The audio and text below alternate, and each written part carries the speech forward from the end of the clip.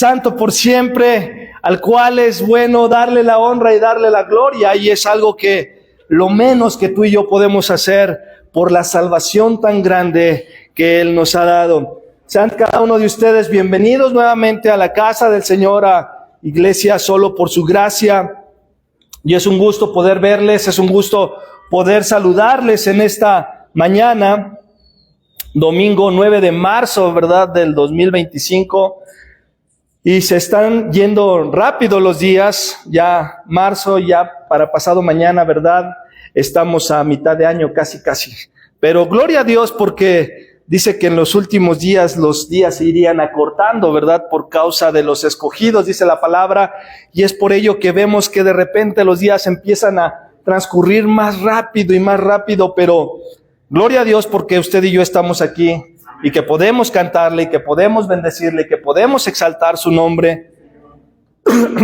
Usted discúlpelo, de repente lo afónico, ¿verdad? Con el calor se me cierra la garganta, pero gloria a Dios. Así que vamos a la Escritura, hermanos, en esta mañana. Vamos a el Evangelio de Lucas, capítulo 7, versículo 36 al 50. Vamos a estar leyendo el día de hoy.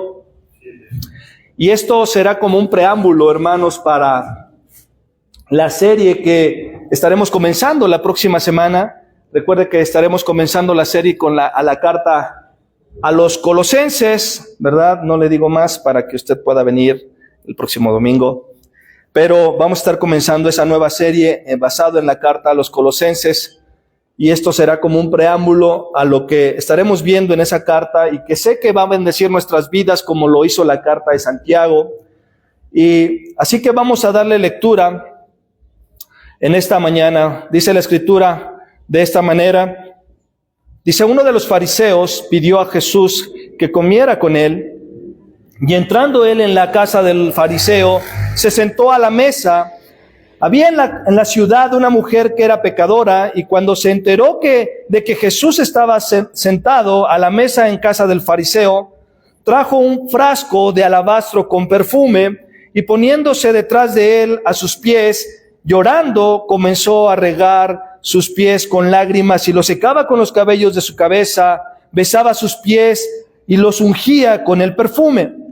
Pero al ver esto, el fariseo que le había invitado dijo para sí, si este fuera un profeta, sabría quién y qué clase de mujer es la que lo está tocando, que es una pecadora. Y Jesús le dijo, Simón, tengo algo que decirte. Dime, maestro, le contestó. Cierto prestamista tenía 2 deudores, uno le debía 500 denarios y el otro 50. Y no teniendo ellos con qué pagar, perdonó generosamente a los 2. ¿Cuál de ellos entonces lo amará más? Supongo que aquel a quien le perdonó más, respondió Simón. Y Jesús le dijo, has juzgado rectamente. Y volviéndose hacia la mujer, le dijo a Simón, ¿ves a esta mujer? Yo entré a tu casa y no me diste agua para mis pies, pero ella ha regado mis pies con sus lágrimas y los ha secado con sus cabellos. No me diste beso, pero ella desde que entré no ha cesado de besar mis pies. No ungiste mi cabeza con aceite, pero ella ungió mis pies con perfume. Por lo cual te digo que sus pecados, que son muchos, han sido perdonados porque amó mucho, pero a quien poco se le perdona, poco ama. Entonces Jesús le dijo a la mujer, tus pecados han sido perdonados. Versículo 49, los que estaban sentados a la mesa con él comenzaron a decir entre sí, ¿quién es este que hasta perdona pecados? Pero Jesús le dijo a la mujer, tu fe te ha salvado, vete en paz. Vamos a orar. Padre, te damos gracias en el nombre de Jesús por este tiempo en el cual, Señor, vamos a exponer tu palabra. Oro que sea tu Espíritu Santo ayudando al predicador, que sean tus palabras y no las mías, Señor, que sea lo que tú quieres hablar a tu iglesia, a cada corazón y a cada vida que nos escucha en esta hora, Señor, y que nos escuchará más adelante, Dios, para que cada vida y cada corazón sigan siendo edificados y transformados y confrontados por tu palabra, y que, Padre eterno, el predicador, Señor, sea, Señor, solamente un instrumento que tú estés usando para lo que tú quieres hablar en este día. Señor, ayúdanos para que Señor, pueda ser comprensible de una manera clara, de una manera sencilla a los oídos de mis hermanos, y que, Padre eterno, podamos salir como siempre edificados por medio de tu palabra. Todo esto te lo pedimos en el nombre glorioso de tu Hijo Jesucristo. Amén, amén y amén. Y el título, hermanos, de nuestra enseñanza el día de hoy lleva por nombre, entre signos de interrogación, al que mucho se le perdona, mucho se le ama. Al que mucho se le perdona, mucho se le ama. Y sin duda alguna, hermanos, esta historia y es uno de los relatos más conocidos dentro del pueblo cristiano, ¿verdad? Es una de las historias que más se conoce, al igual que la historia o la parábola, mejor dicho, del hijo pródigo que aparece en Lucas capítulo 15, versículo 11, donde la mayoría, ¿verdad?, conoce esta parábola, aunque sea de oídas, siendo cristiano o no siendo cristiano. Yo creo que muchos hasta usan la frase de ya llegó el hijo pródigo, o por fin regresó el hijo pródigo, cuando alguien se ausenta demasiado tiempo, sea un familiar, sea un amigo, que se ha ausentado por mucho tiempo, ¿verdad?, de casa, de un lugar, y hacen este tipo de nombraciones o nombramientos, como se pudiera decir, y que se usa para dar a saber que esa persona, en su ausencia, se supo poco de ella o casi nada de ella, pero que cuando vuelve, ¿verdad?, se usan frases como esta: ya llegó el hijo pródigo, o por fin llegó el hijo pródigo. Y en relación a esto, hermanos, con el contexto que acabamos de leer, hay una diferencia muy importante, hermanos, entre Lucas 7, que es el texto que leímos, y Lucas 15, que es la parábola del hijo pródigo.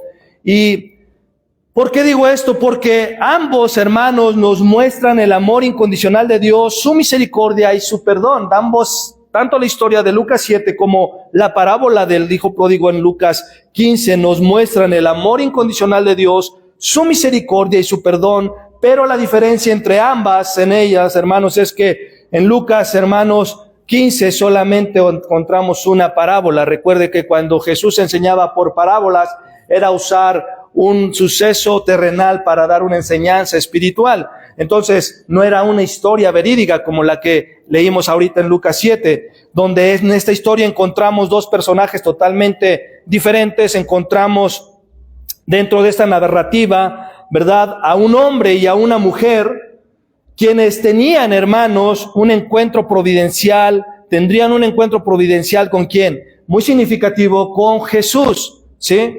Con Jesús. Y el primer personaje que encontramos en esta narrativa, ¿quién es? Es Simón el fariseo. Y la historia, hermanos, se va desarrollando en la casa de ¿quién? En la casa de Simón. Esta historia se va desarrollando en la casa de este fariseo. Ahora, algo que debemos recordar y que no debemos olvidar es que los fariseos eran hombres extremadamente, ¿qué cosa?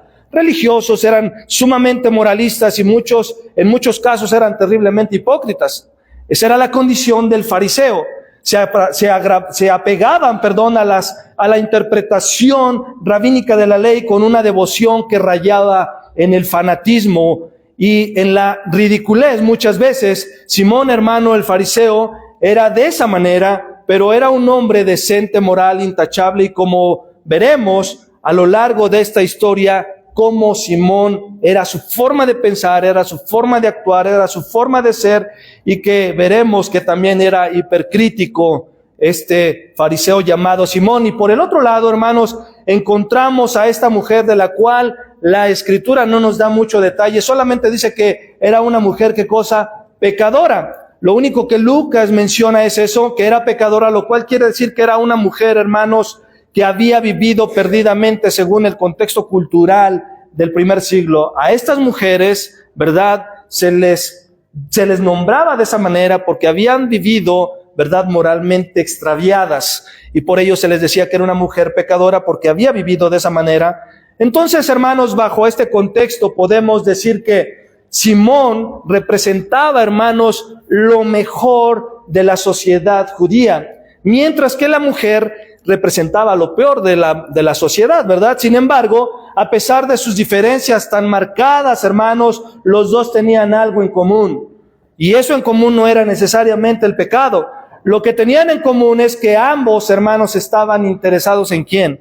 En Jesús. La historia dice que Simón el fariseo, ¿qué había hecho? Había invitado a Jesús ¿a qué? A su casa, ¿verdad? A comer, ¿verdad? Y en el texto, en el versículo 26 dice que Simón le pidió a Jesús que comiera con él, y en el original, hermano, quiere decir literalmente que le había rogado, le había insistido que comiera con él. Era tanta la insistencia, tanto el ruego hacia Jesús, que Jesús acepta el ir a comer con él a casa. Lo cual, hermano, denota que Simón tenía cierto interés por Jesús, ¿verdad? Cierta curiosidad por la persona de Jesús. Y en el caso, hermano, de esta mujer, era tal su interés por Jesús que estuvo, hermanos, estuvo dispuesta a escoger, escucha esto, estuvo dispuesta a escoger el momento menos indicado y el lugar más inoportuno para su encuentro. ¿Por qué?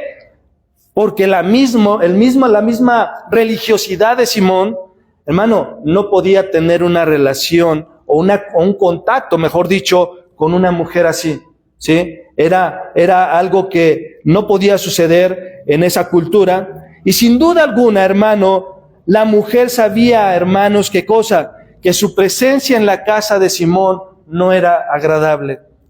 La mujer sabía que su presencia en la casa de Simón no era agradable y que ella no era bienvenida en la casa de él. Y muy probable, hermanos, sería tratada con mucho desprecio. Ella entendía esa parte por la cultura de ellos. Ella entendía esa parte al grado que, a pesar de eso, hermanos, a pesar de cómo ella iba a ser tratada, ella no lo frenó, hermanos. Ella no se detuvo, ella dijo, yo voy a pesar de, ¿por qué? Porque tenía un interés ¿en quién? En Jesús, porque su interés no era simplemente curiosidad intelectual o religiosa como en el caso de Simón el fariseo. Para esta mujer, hermanos, Jesús era mucho más que un personaje, ¿verdad? Interesante. De alguna manera, esta mujer, hermanos, sabía qué cosa. Sabía o había entendido, o había llegado a entender que este hombre santo, puro, llamado Jesús, era infinitamente más santo, infinitamente más puro que todos los fariseos que se encontraban, hermanos, en la casa de Simón en aquella noche. Ella lo sabía de alguna manera, y que él estaba dispuesto a recibirla, él estaba dispuesto, hablando de Jesús, a perdonarla. Este hombre infinitamente santo era al mismo tiempo, hermanos, infinitamente compasivo, infinitamente bondadoso y lleno de gracia. ¿Para qué? Para la necesidad que esta mujer tenía. Ahora, observe esto. Simón tenía la misma necesidad de Jesús que esta mujer, pero a diferencia de ella, él no lo sabía. La mujer y Simón tenían la misma necesidad, pero a diferencia de la mujer, Simón no lo sabía. Es por ello por lo que los dos reaccionaron de una manera tan distinta a la presencia de Jesús. Esto nos lleva a pensar que todos los que estamos aquí tenemos una necesidad de Jesús. Ciertamente, todos los que estamos aquí tenemos una necesidad de Jesús, por eso usted y yo estamos aquí, ¿verdad? Pero la reacción a la presencia de Dios, la reacción a la enseñanza de Dios, la reacción a la presencia de Jesús va a ser muy distinta en cada uno de nosotros. Va a ser muy distinta en cada uno de nosotros. Versículo 36 y 38, vamos a ir de nuestro texto base. Dice, uno de los fariseos pidió a Jesús que comiera con él, y entrando en la casa del fariseo se sentó a la mesa. Había en la ciudad una mujer que era pecadora, y cuando se enteró de que Jesús estaba sentado a la mesa en casa del fariseo, trajo un frasco de alabastro con perfume, y poniéndose detrás de él y a sus pies, llorando, comenzó a regar sus pies con lágrimas y los secaba con los cabellos de su cabeza, besaba sus pies y los ungía con el perfume. Ahora, algo que debemos saber, hermanos, es que la mesa a la que se refiere, ¿verdad?, de esta historia, no era una mesa como la que usted y yo hoy conocemos, ¿sí? No piense que estaba así la mesa, tenían sus sillas y se sentaban, no. Era un tablón o una madera en forma de mesa, ¿verdad?, y que estaba a ras del suelo. Estaba a ras del suelo. Entonces, cuando ellos se sentaban a la mesa, se agachaban, ¿verdad? Con un codo se reclinaban y con el otro podían comer los alimentos, por lo tanto los pies quedaban extendidos hacia afuera. Por eso es que el texto dice, vino y por detrás comenzó a hacer esto, dice la historia. Es por ello que eso le permitió a esta mujer venir por detrás a Jesús, por lo que pudo, ¿verdad? Pudo regar, pudo ungir con el perfume los pies de Jesús. Entonces dice el texto que ella trajo un frasco de alabastro con perfume y poniéndose detrás de él a sus pies, llorando, comenzó a regar sus pies con lágrimas y los secaba con los cabellos de su cabeza y besaba sus pies y los ungía con perfume. Ahora, con esta acción, hermano, ella manifestaba en cierta forma, ¿verdad? Lo que manifestaba de una manera concreta, ¿qué cosa? Su devoción a Jesús. Ella con esta acción demostraba de una manera concreta su devoción a Jesús, y a pesar de que las mujeres, hermanos, en ese tiempo le daban mucha importancia al perfume. La mujer en aquel entonces, hermano, en esa época, en la época de Jesús, daba mucha importancia a los perfumes y también daban mucha importancia ¿a qué? A sus cabellos. Era algo preciado para ellos, para ellas. Sin embargo, ella no dudó en ponerlos a los pies de Jesús. Ahora, no sé si usted ha notado algo en el relato que venimos dando, que venimos exponiendo. ¿Ha notado algo de la mujer? Si no lo ha notado, hermano, se lo voy a decir, y es que la mujer no ha dicho ninguna palabra. La mujer no ha hablado. La mujer solamente, ¿verdad? Ella no dijo nada porque no era necesario. Sus ojos, hermanos, sus cabellos, su boca, su perfume, se encargaron de decir esa noche todo lo que ella quería decir. Sus acciones dijeron más que 1000 palabras, hermano. Ella le estaba rindiendo un homenaje de adoración, hermano, a aquel que podía librarla de su esclavitud, aquel que estaba, hermanos, dispuesto a recibirla y conocerle de pura gracia y concederle, de pura gracia el acceso al reino de los cielos a pesar de su pecado. Ella con esas acciones estaba rindiendo adoración a Jesús. Ahora, esa fue la reacción de la mujer. Ahora vamos a ver cómo reaccionó Simón. Vamos ahí al versículo 39. Vamos al versículo 39 para ver cómo fue la reacción de Simón al ver todo esto que la mujer estaba haciendo. Dice versículo 39, pero al ver esto, el fariseo que lo había invitado, dijo para sí, es decir, pensó, si este fuera un profeta, sabría quién y qué clase de mujer es la que lo está tocando, que es una pecadora, es una mujer de lo más pecadora que existe, ¿verdad?, en la sociedad. Y ciertamente Jesús, hermano, no era un profeta, como muchas religiones lo dicen, ¿verdad?, que Jesús solamente fue un profeta, que Jesús no era Dios, ¿verdad?, que era un simple profeta. Pero Jesús, hermanos, era más que un profeta. Jesús conocía muy bien a esta mujer, mucho mejor que lo que conocía a Simón de ella. Pero también sabía y conocía a quién, a Simón, el que estaba pensando todo esto. Y Jesús conocía a la mujer, pero también conocía a Simón. Y Jesús, hermanos, siendo el Dios encarnado y conociendo el pensamiento de Simón, le contesta ahí en el versículo 40 al 47 y le dice, y Jesús le dijo, Simón, tengo algo que decirte. Y dice, di maestro, le contestó, versículo 41, cierto prestamista tenía 2 deudores, uno le debía 500 denarios y el otro 50. Y no teniendo ellos con qué pagar, perdonó generosamente a los 2. ¿Cuál de ellos entonces lo amará más? Versículo 43, supongo que aquel a quien le perdonó más. Respondió Simón, y Jesús le dijo, has juzgado correctamente. Y volviéndose así, a la mujer le dijo a Simón, ¿ves esta mujer? Yo entré a tu casa y no me diste agua para mis pies, pero ella ha regado mis pies con sus lágrimas y los ha secado con sus cabellos.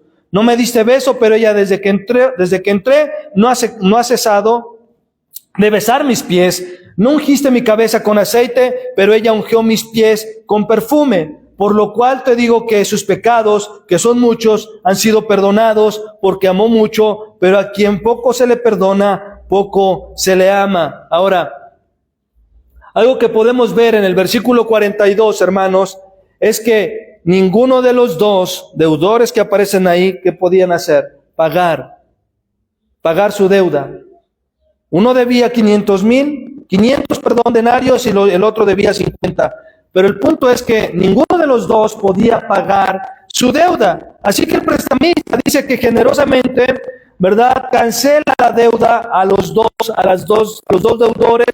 Y ahora Jesús hace esta pregunta muy simple a Simón y le dice: Simón, ¿cuál de ellos amará más? Y Simón le responde: yo pienso que a quien perdonó más. Y el Señor le dice: correctamente has juzgado, aquel a quien se le perdona mucho, amará mucho. Y esta mujer estaba muy consciente de la magnitud de su pecado. Pero la pregunta interesante aquí, hermanos, es: lo que Jesús está enseñando, ¿o qué es lo que significa la palabra?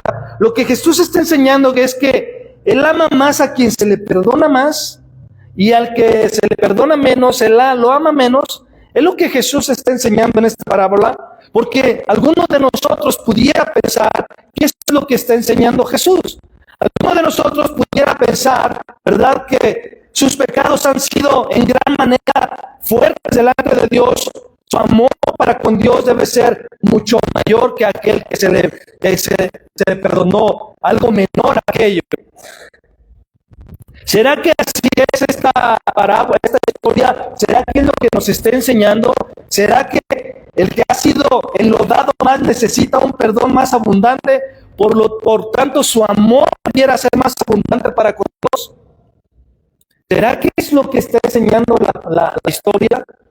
Hermanos, a lo mejor tú no fuiste un violador, a lo mejor tú no fuiste un drogadicto, una drogadicta, a lo mejor tú no fuiste un asesino serial, y por lo tanto tú puedes considerar que tu pecado no fue tan grave como el de esa persona. Por tanto, pues tu amor hacia Jesús no debe ser tan grande, ¿verdad?, porque tú no fuiste tan pecador que esa otra persona. Porque, hermano, déjame decirte que esa es la forma en la que usted y yo nos comparamos siempre. Siempre nos comparamos con el pecado del otro. Cuando nuestro estándar de santidad no es la vida del otro, es Cristo, es su palabra. O pareciera que la historia que Jesús está contando, o la parábola, ¿verdad?, que Jesús cuenta de los deudores, pareciera que eso es lo que está dando a entender. Si esa fuera la interpretación correcta, hermanos, de la parábola, entonces la actitud de Simón estaría totalmente justificada. Sus acciones para con la mujer estarían totalmente justificadas. Su falta de devoción a Cristo sería abundantemente comprensible. Porque su devoción a Cristo era ¿qué? ¿Mucha o era poca? Era poca. Su devoción hacia Jesús era poca. Entonces estaría absolutamente comprensible. Jesús le diría algo así a Simón: yo te entiendo, Simón, tú me amas poco porque yo te he perdonado poco. ¿Ese es el significado de la parábola? No, hermano, no es el significado de la parábola, porque recuerden, mis hermanos, ninguno de los dos deudores podía pagar la deuda. Ninguno de los dos deudores podía pagar la deuda. La diferencia entre uno y otro no radicaba en la cantidad que debían. No radicaba en la cantidad que debían, sino en la conciencia que cada uno de ellos tenía de su problema frente a su acreedor. Hermano, la diferencia no es tu pecado necesariamente, es la conciencia que tú tienes ante aquel que te perdona tus pecados. Y eso es lo mismo que ocurre con el hombre en sus pecados, hermano. Al final de cuentas, o estamos completamente perdidos o estamos completamente perdonados. Dios no te perdona medias. Dios no te perdona medios pecados. O te perdona en su totalidad o simplemente no te perdona. Ahora escucha esto: delante del Señor no hay un punto intermedio. Delante del Señor no hay un punto intermedio. Nadie aquí es medio perdonado, nadie aquí es medio convertido, nadie aquí es medio cristiano, porque nadie se va a ganar un medio cielo ni un medio perdón. O eres cristiano o no eres cristiano. No eres un cristiano a la mitad, no eres perdonado a la mitad. Ahora escucha esto otro: o tú estás aquí completamente perdido, caminando hacia una condenación sin fin, o estás completamente perdonado, absolutamente perdonado, y vas rumbo a la eternidad. No hay de dos, hermano. Si tú y yo o estamos completamente perdidos o estamos completamente salvados. Ahora, déjame hacerle una pregunta. Hablando del fariseo y la mujer que era pecadora, ¿cuál de estos dos personajes estaba más necesitado que se le predicara el evangelio? ¿Cuál de estos dos personajes estaba más necesitado que se le predicara el evangelio? ¿La mujer o Simón? Los dos eran pecadores. Los dos tenían necesidad de ¿qué? De predicarles el evangelio. Pero ¿cuál de los dos tenía más necesidad?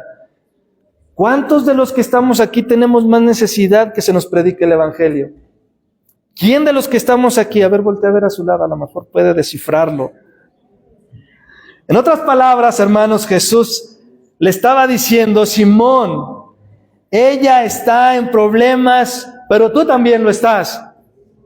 Simón, ella está en problemas, pero tú también. Ella no puede pagar su deuda, pero tú tampoco. Es lo que le está diciendo Jesús con esta parábola. Pero la diferencia entre Simón, entre ellos dos, hermanos, la gran diferencia es que ella lo sabía y Simón no. Ella sabía que estaba en problemas delante de Dios y Simón no lo sabía. Esa era la única y la gran diferencia entre ellos dos. Y hermano, aquí hay, como dicen por ahí, oro molido para nuestras vidas. Aquí hay oro molido para nuestras vidas. Y es que si tú y yo, hermanos, entendemos lo que hoy nuestro Señor Jesucristo nos está hablando, nuestras vidas, hermanos, serán impactadas y transformadas para siempre, para servir con pasión a Dios y tener vidas radicales en Él. Y es que es en el entendimiento, hermano, escucha esto, es en el entendimiento de nuestra condición donde está la diferencia. Por eso yo te decía, todos los que estamos aquí estamos siendo expuestos ¿con qué? Con la palabra de Dios. Pero no todos vamos a reaccionar de la misma manera. La diferencia es en nuestro entendimiento de nuestra condición. Es ahí donde va a radicar la respuesta que yo dé yo a Dios. Simón necesitaba experimentar, hermanos, la misma clase de quebrantamiento que esta mujer experimentó con todo y su moral. Y es por eso, por lo que reaccionó de una manera distinta y por lo que al final de la historia los dos cosecharon dos resultados distintos. Versículo 48, y a ella le dijo, tus pecados han sido perdonados. Estas palabras, hermanos, que Jesús le dijo a la mujer, debieron haber sido como una música celestial para sus oídos, al escuchar, ¿verdad?, a esta mujer que estaba atribulada en su alma, que estaba atribulada en su corazón. Tus pecados te han sido perdonados. No parte de tus pecados, no la mayoría de tus pecados, todos tus pecados han sido perdonados, tu deuda está saldada, vete en paz, le dijo Jesús. Y hermano, cuando tú viniste a Cristo y el Señor Dios te atrajo a su Hijo, Él no te perdonó tus pecados a la mitad. Él no te perdonó solamente algunos de tus pecados. Si tú te arrepentiste genuinamente, Él perdonó todos tus pecados. Y hermano, Jesús no solo pagó por tus pecados pasados, ni por tus pecados presentes. Él pagó también por tus pecados futuros, los cuales todavía no cometes, pero que vas a cometer. Porque mientras vivamos en este cuerpo corrompido, hermano, que tiene que vivir y buscar la santificación todos los días, vamos a fallar, te guste o no. No somos una máquina de hacer pecado, pero vamos a pecar. Por eso dice Juan en su primera carta, el capítulo 2, y estas cosas os escribo por si alguno peca. Abogado tenemos para con el Padre, no que eso nos justifica para pecar. Eso no nos justifica para pecar.